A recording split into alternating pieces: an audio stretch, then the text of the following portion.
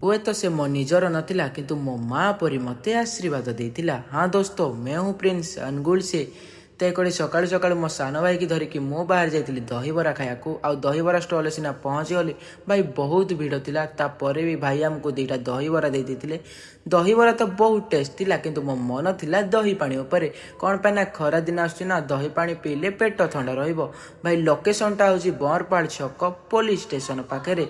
एकड़े दहीबरा सीना खाईदेलु, तापर आमे बाहर जाइलु जूस पिया। आ भाई आमको दुईटा जूस दे देते। तो खरारे बुली बुली भाई पूरा झाड़ आमर केमिति बाहर तो देखु था। तो एकड़े आमे जूस दुईटा सीना पीदेलु। गोटे बुढ़ी माँ आसी कहला, पुअरे मु भी खरारे बुली बुली थकी जाइछि, मते भी गोटे जूस दे। आ मु से बुढ़ी माँ टी जूस गोटे दे देइथिली। हुए तो मो पाखे पैसा नथिला, मु नहले किछि देई थांती। भाई जो माने भी खरारे देखुचंती एमितिका लोक को साहाय्य करंतु। आ वीडियोटी केमती लागिला मते कमेंट रे कहबे। मो चैनल को फॉलो कर देबे।